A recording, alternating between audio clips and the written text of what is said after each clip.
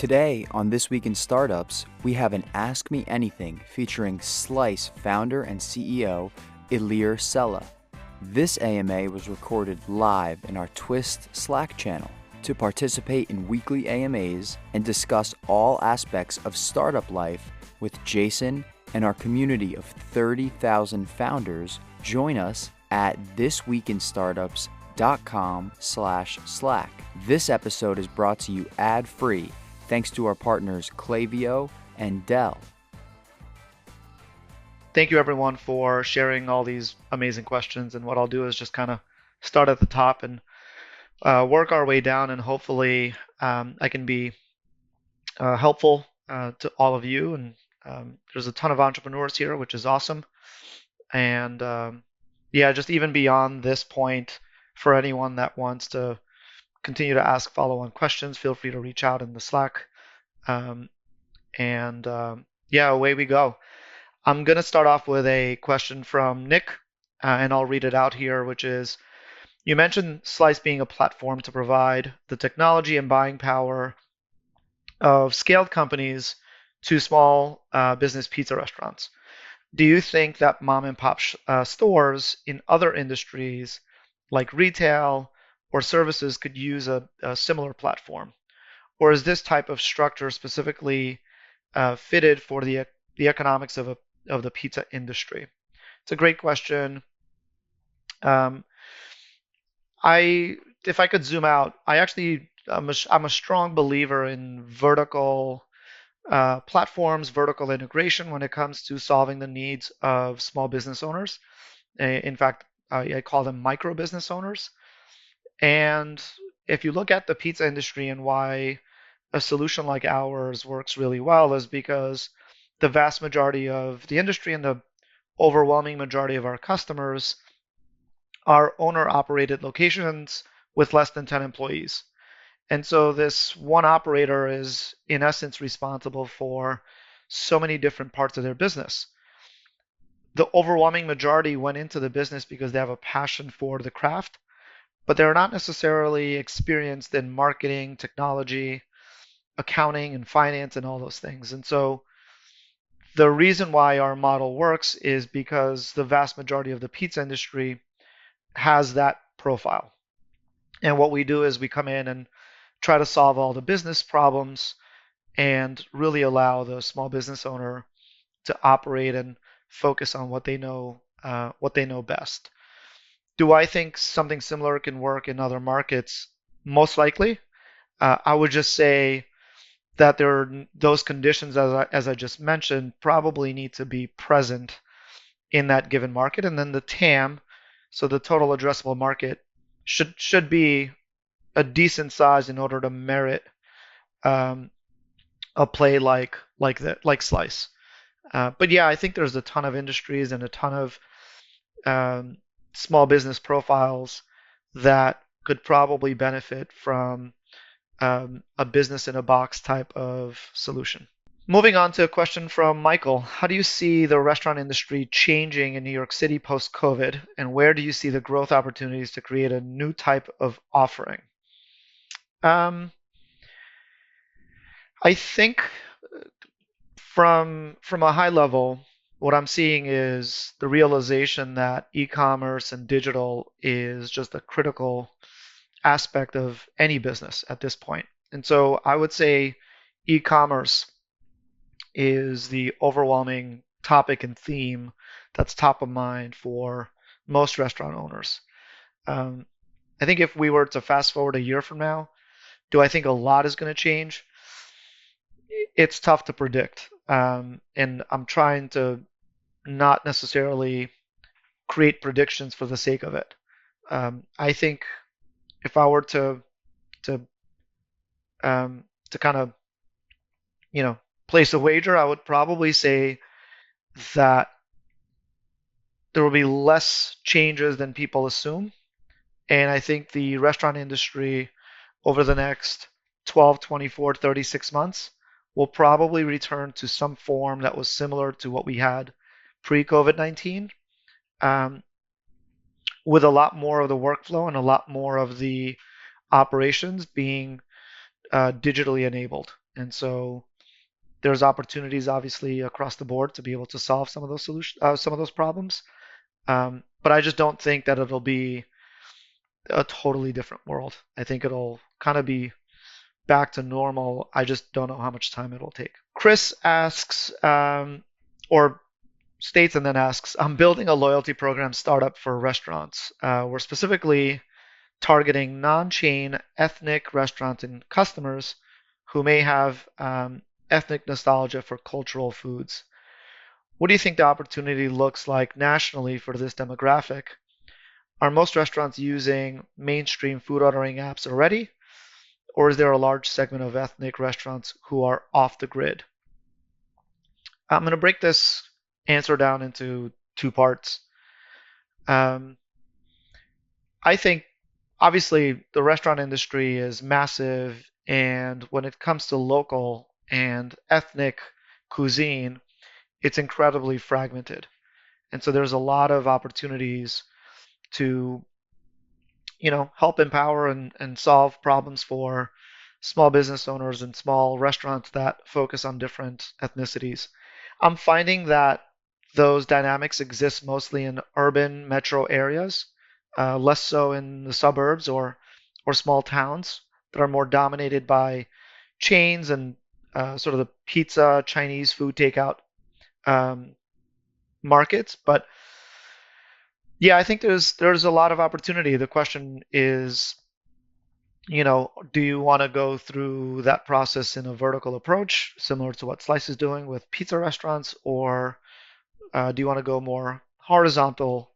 And in that case, what does that look like? I haven't necessarily studied the TAM, and I don't have a view into how big that world is, but it feels to me like there's a big opportunity there. Um, so I would say continue to you know execute and operate and continue to be very agile and iterate as you learn more and more things about that industry. In terms of whether a product like that should exist or not relative to some of the large aggregators, I would say they probably solve different problems. Um, Again, food takeout and delivery industry is massive in the US and globally. I don't think it's a winner take all scenario. And I think each product and each solution is trying to solve for a specific problem.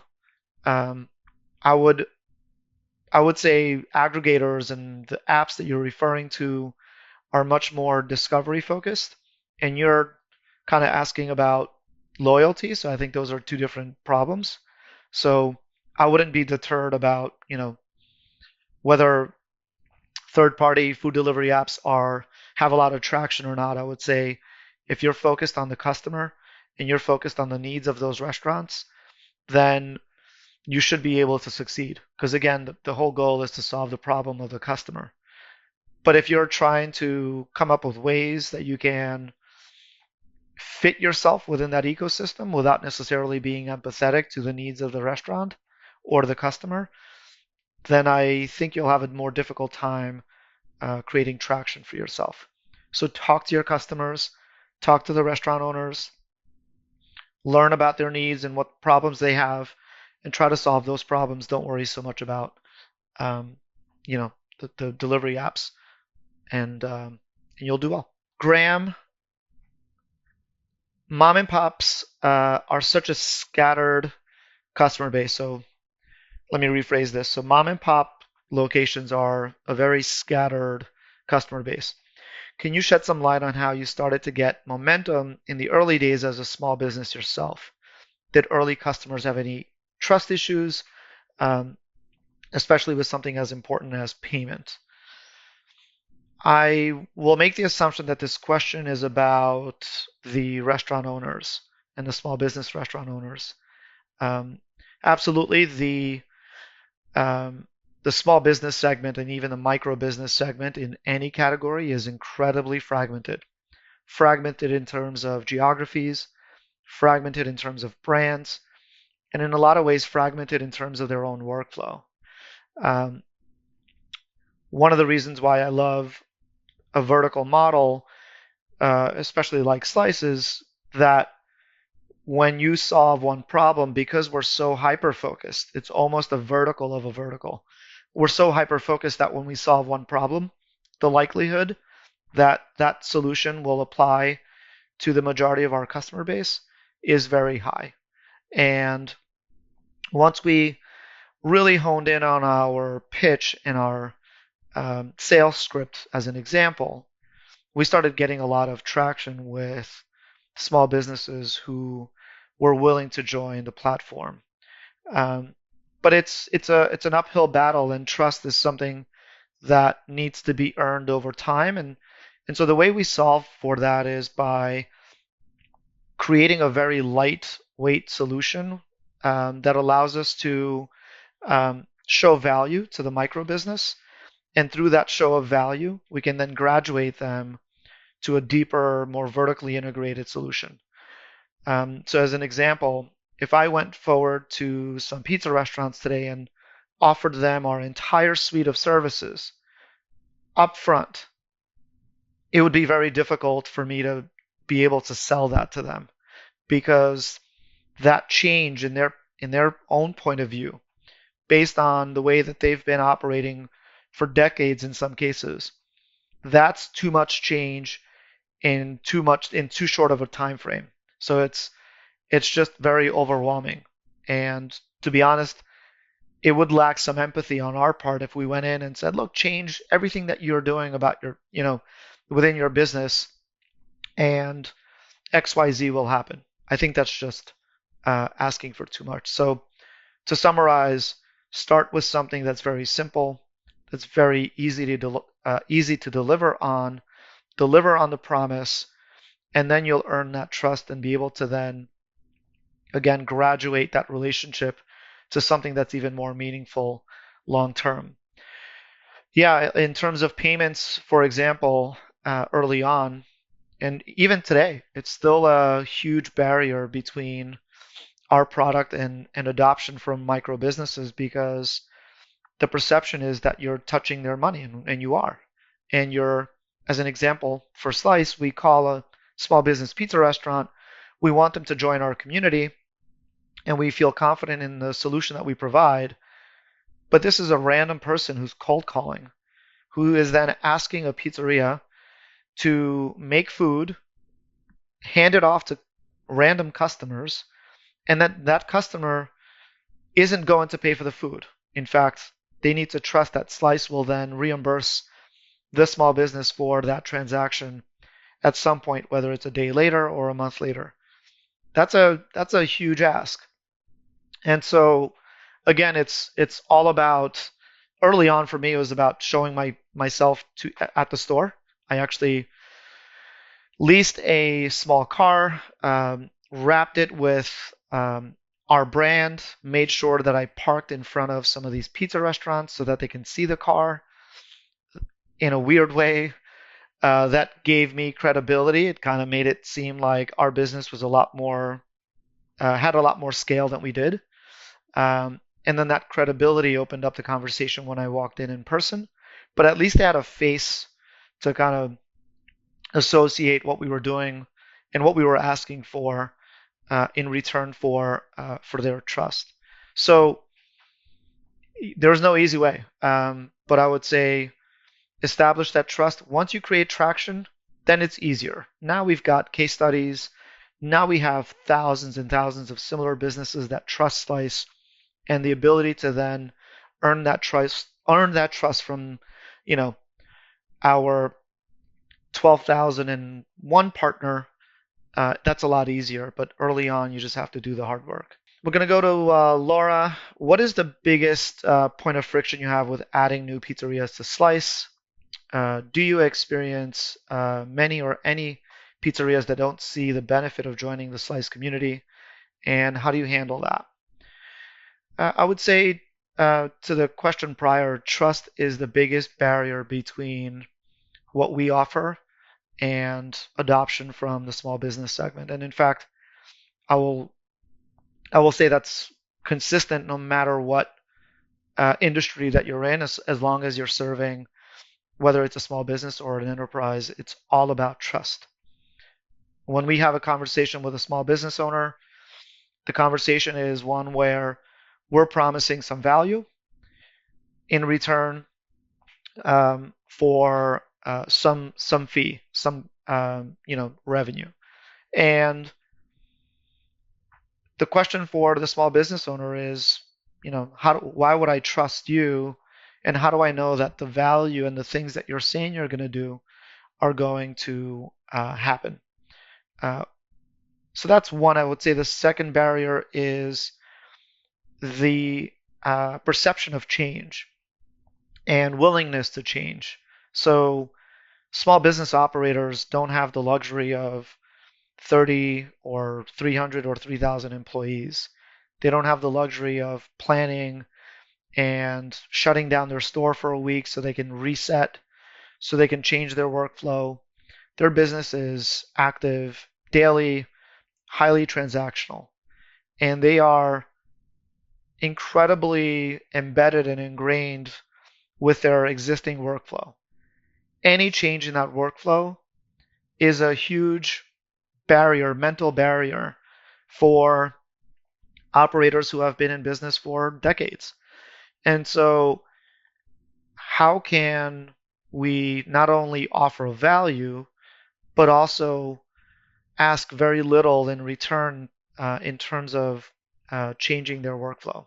So, an example I'll give you that worked really well for me super early on when we were bootstrapped.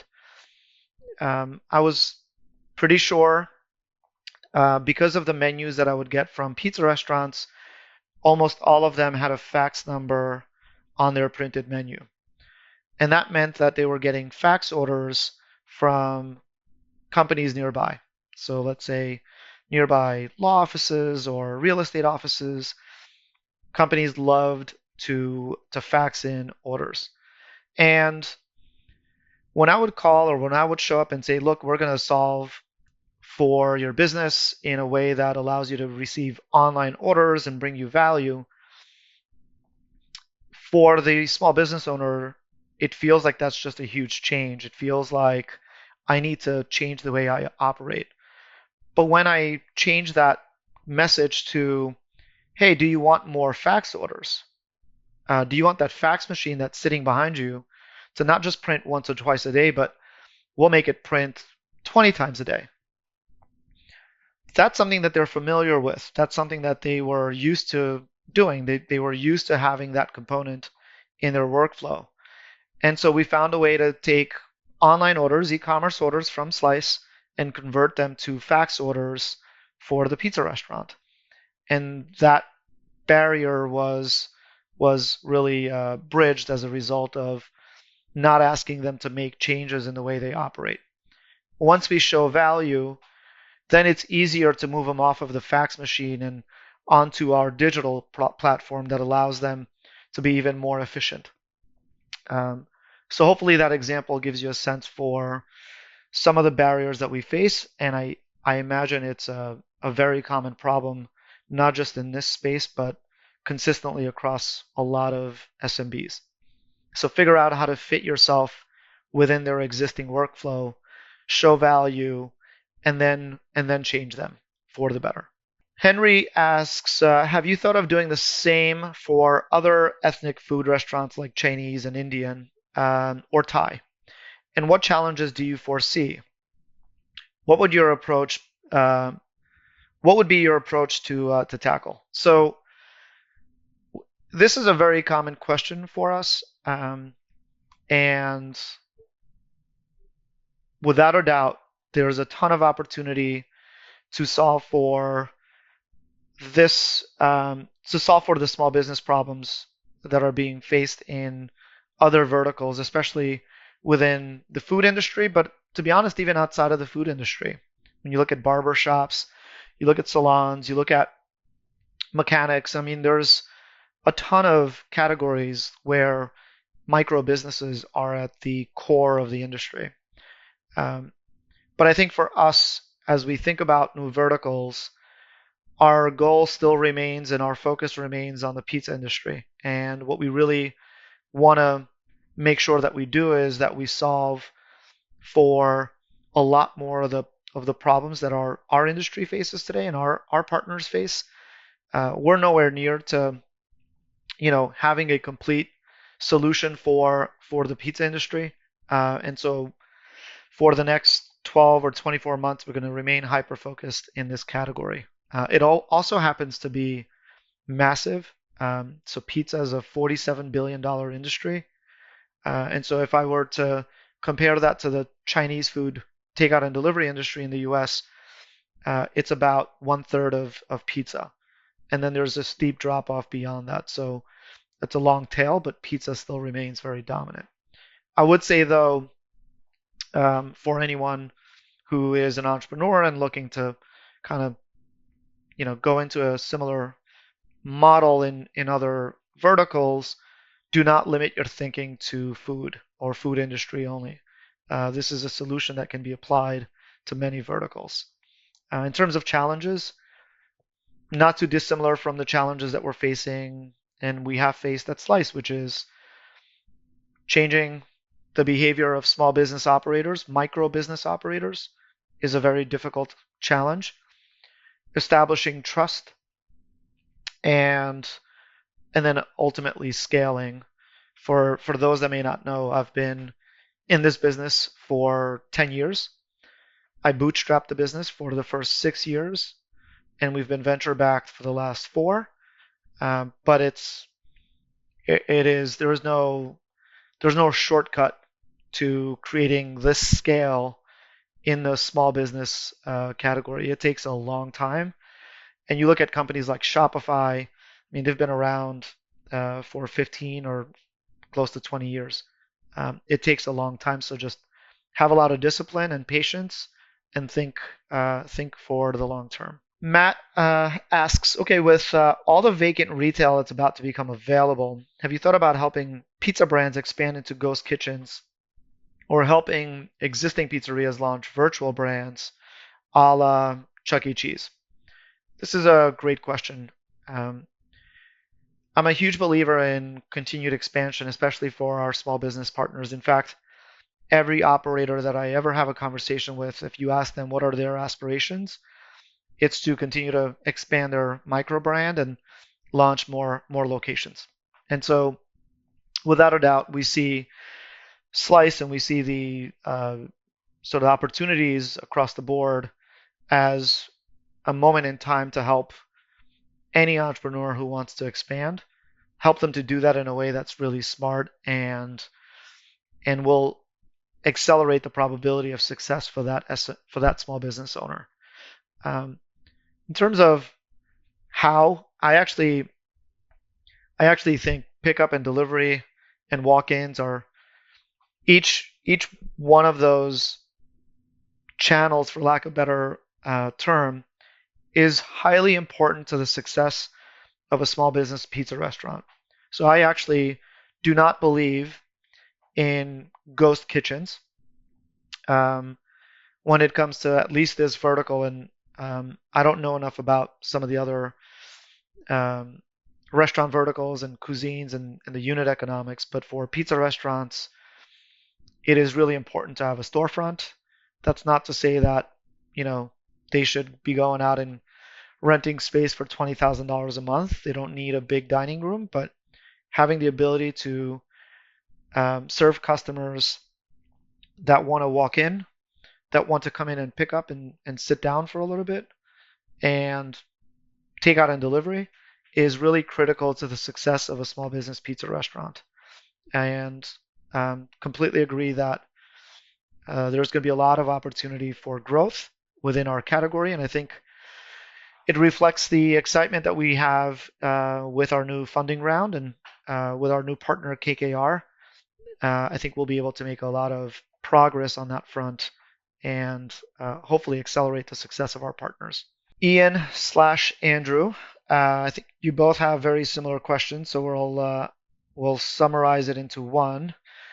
What is this funding round helping your business and platform do for the pizza shops and their customers? How do you plan on scaling your, it's actually $43 million Series C, and Have your plans changed since Slice has gone mostly remote?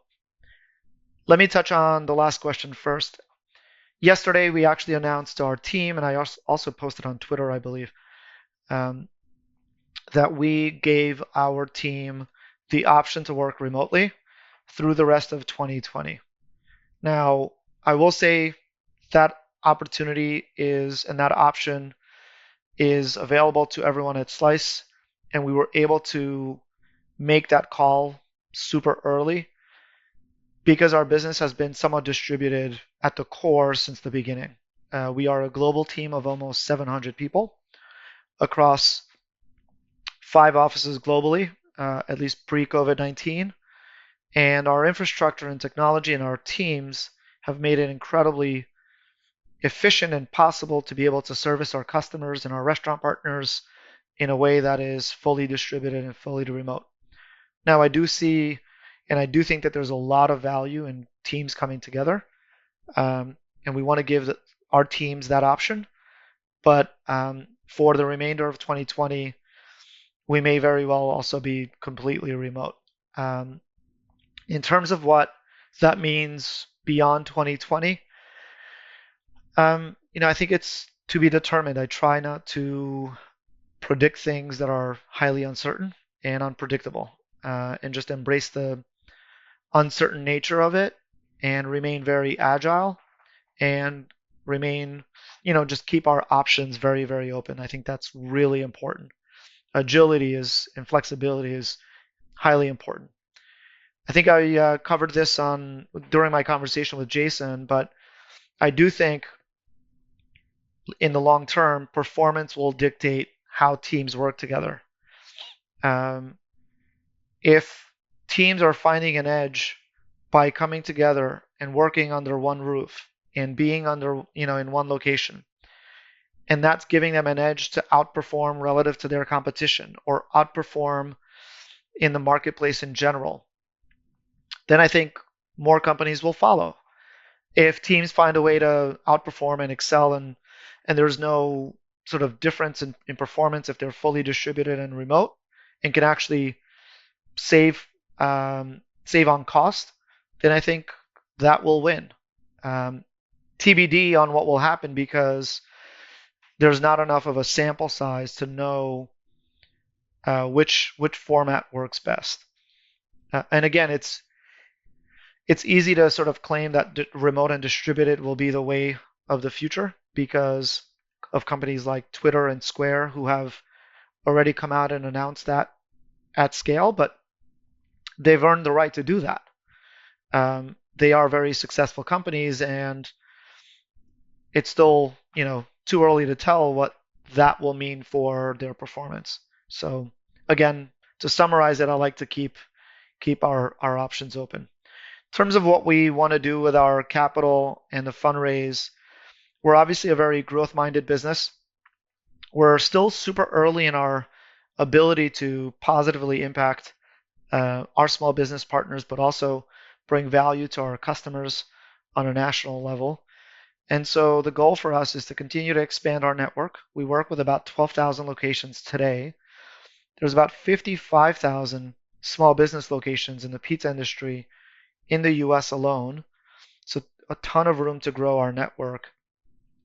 But most importantly, that vertical integration is where we're really excited to be able to come in and solve some important problems for the small business. Logistics is one of them.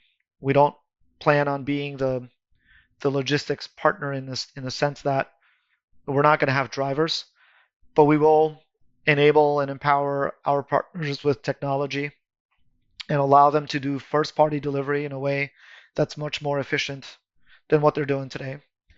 80+% of our small business partners have their own delivery. It just happens to be offline and inefficient still. So we want to solve for that and also do it in a way that makes the consumer experience better. Another area that we're really, really excited about is we hired a GM of FinTech. We are the merchant of record for all of our partners, and we see a ton of opportunity around cash flow access to short-term capital, um, managing workflow and payment flow sort of solutions between the operator and their supplier, operator and their employees, um, and a lot of similar opportunities like that. But also in that sense, really excited about allowing and empowering entrepreneurs to expand their footprint to more and more locations. And we've got an awesome initiative called Project by Slice, where we come in essence, behave like a really close partner to the pizzeria, where we manage their phone channel, we manage their workflow, we manage their supplies like boxes and menus and cups, and we manage their marketing. And that really accelerates performance based on our early signals from a handful of pilots in the first half. So those are the things that we're most excited about, and yeah, just continuing to support our customers in general. Charles asks or comments, so please expand on the apparent disparity in pricing across platforms and in store. So how can food often be cheaper through a middleman? So our family often finds the most frictionless experience for our regular pizza place is to call it in, as it's often a single dish. How can this be simplified further? One idea could be one push pizza, Charles asks. So this is a really, really, really good question. So let me just kind of take a step back and look at the different options that exist for the consumer. You have third-party aggregators and delivery players that offer convenience for the consumer in order to access their favorite local restaurants, including pizza restaurants. They have subsidized the product in a lot of ways in order to earn adoption. And so one way that the product can cost less is through subsidies. Um, Another way that the product can cost less, though, is through the efficiency of the small business. And so I'm going to use Domino's Pizza as the example of how the product can cost less if technology, which I think in this case you're referring to technology as the middleman, but if technology exists. Now let me also share the Domino's experience in a way that also brings in the franchisor, which in that case is also a middleman. So Domino's corporate is the middleman. It's a corporate franchised business. For those of you that want to dive into the Domino's economics, the franchisor in essence makes about 20% of total sales within the Domino's ecosystem. The Domino's ecosystem is 99% franchisees who are small business owner operators of the Domino's franchise system. So these stores operate and process a ton of volume. I'll use a round number like $10 billion. So they process $10 billion annually, although I think that number is more like 7, but let's use 10. On that 10 billion, Domino's corporate, Domino's franchisor, the middleman, actually earns about 20% of that, about $2 billion. How can Domino's corporate earn $2 billion while also solving the problems of their franchisees and making sure that the franchisee is highly successful? Well, they've done it by creating economies of scale and efficiencies by leveraging technology. So if I want to open up a Domino's location, a lot of the things that I need in order to operate my business have already been solved, and the cost of those things have already come down because Domino's brings buying power, and over the years, they've solved it in a way that is much more efficient and much better than what I would do as an individual operator going at it on my own. The technology component, 70% of Domino's is digital. What that also means for me as the franchisee is that I don't have to have 5 people answering the phone. So to use your phone example, it may be easier for you to place the call, but it's also more costly for the small business to then service you because somebody has to answer that phone. And you're not the only one calling. There's also 30 other people calling almost at the same time. Mistakes are made. 22% of phone calls to small businesses, especially pizza restaurants, go unanswered because it's busy, because they put you on hold or you hang up. Um, and 70% of those phone calls are orders. And so, again, these are examples of incredible inefficiencies in models that are not digitized. So, again, Domino's has created economies of scale, has created a digital platform that allows the small business, their franchisees, to operate in a way that's highly efficient, eliminated mistakes, eliminated the need to have 4 employees answering the phone, eliminated all those customers or potential customers hanging up and taking their business elsewhere. These efficiencies have improved the margins of the franchisee. By improving those margins, you can now afford to sell your end product to the consumer in a way that's more valuable, either through a rewards program, through lower prices of the food, and more importantly, even through a convenient channel that is preferred by the customer. That creates an amazing virtuous cycle where Domino's corporate, quote unquote, the middleman, is very successful. The Domino's franchisee, very successful.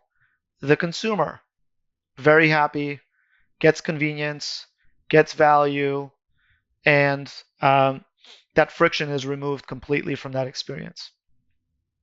That's why Domino's stock has outperformed Google and Netflix and all these others in the last 10 years.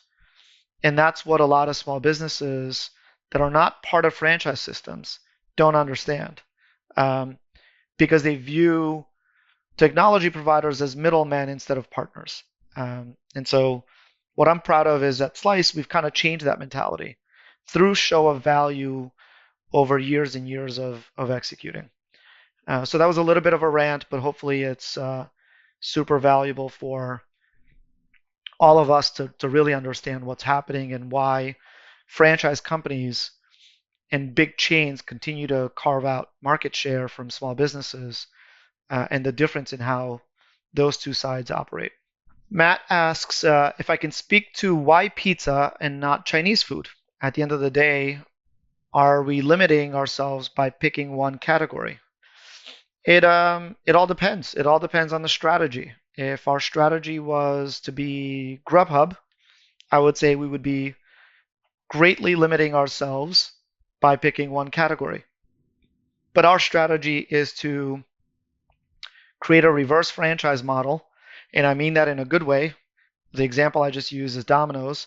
We need to bring that same operating system to the small business owners and the long tail fragmented pizza industry in order to make sure that consumers continue to have that amazing relationship that they have with their local pizza restaurants and with the pizza community in general on a national and eventually global scale.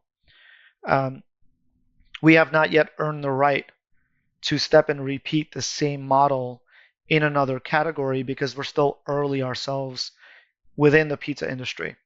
Now, again, if our strategy was to be more of a horizontal platform for consumers only by aggregating restaurants, then I would say we would be limiting ourselves.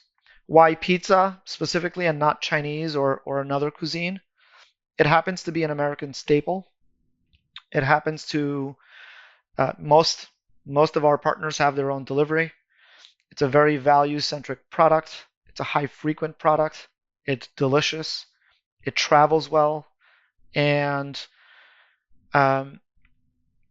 operators and personally my own family is in the industry, and it happens to be a category that I know better than anyone in the world. with all due respect. And so I just love, solving problems that I'm very, very comfortable with solving and um, you know, have a lot of knowledge about. And again, a lot of my family members are in this industry, so it kind of checks all those boxes for me. It took me about 8 or 9 months to study the full pizza industry before I stepped into it, and we're thrilled with the impact that we're able to make.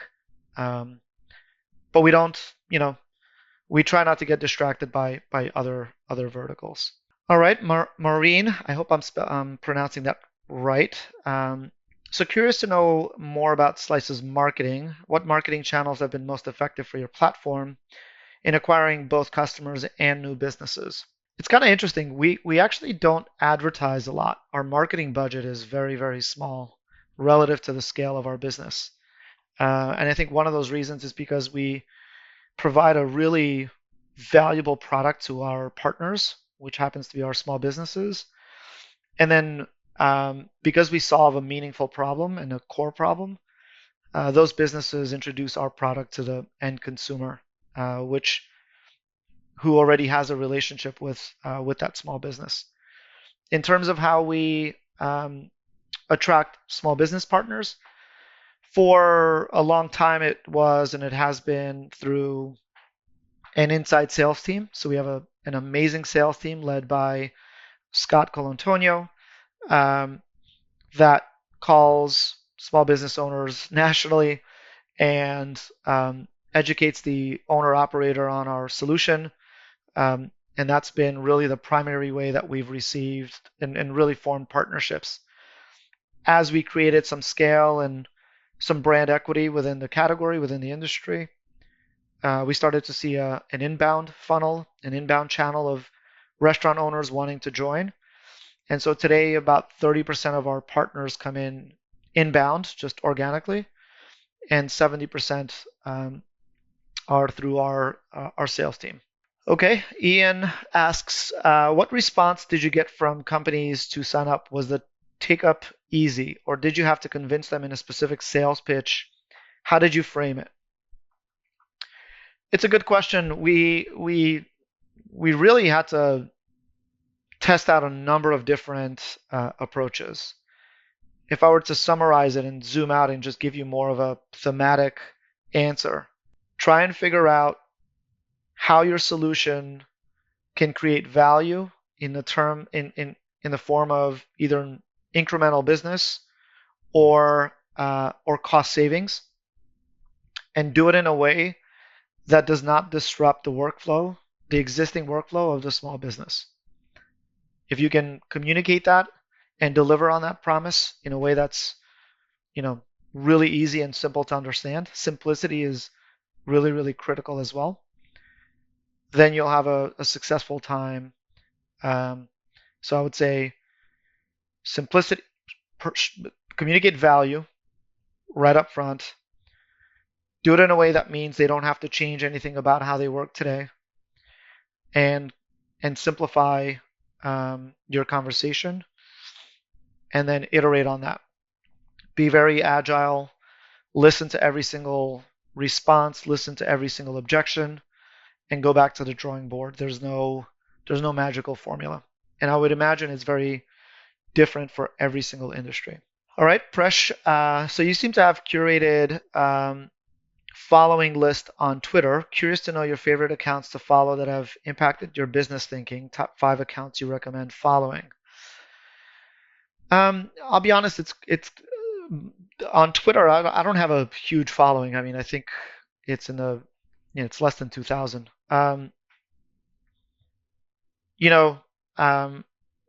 Like any social media platform, just be authentic.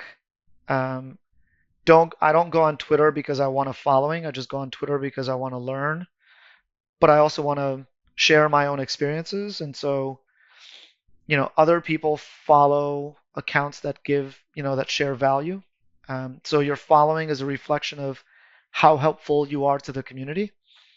So if you look at someone like Jason, who's got hundreds of thousands of followers, well, Jason's someone I've followed for a long time, and I've learned from, his tweets and the entrepreneurs that he highlights and so on and so forth. Just one example.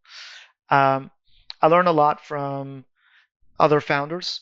I learn a lot from other entrepreneurs who are just, going about sort of their business and facing similar challenges. I don't have specific top fives in that sense, and it's not as my approach to Twitter isn't as structured as I think it may come across. It's actually just much more organic. Hopefully that makes sense. Where does Slice need to be in order to see an IPO? It's a good question. I think it's really about having a long-term vision and seeing a huge opportunity for growth. IPO isn't an endpoint, it's a starting point. So I think so long that we are excited about growth opportunities that stretch far along, so beyond 3 years into 5 years and even further than that, then I think it's pretty easy to get to a scale where IPO can be an option for a business. But IPO is not the end game. And yeah, I would say that's critical. I would say the second one is when companies become incredibly strong at predicting their business, then an IPO in the public markets could make sense. Because at the end of the day, the public markets are a test of how well companies can predict their business on a quarterly basis. In fact, on a monthly basis, and if not on a daily basis. So being so great at your business and so great at manufacturing growth and scale that you can predict it on a daily basis, and then having a clear view on how you can do that in terms of vision, that's greater than 5 years. And I would say the last one would obviously be scale. It seems like, most companies really need to be at above 100 million, 150 million revenue, annual revenue in order to kind of make it meaningful. So those are the three components. But in terms of Slice, we've got some time before we can consider that. Not because of our ability to predict our business, but it's still too early in our life cycle, and it's not a need for the business today.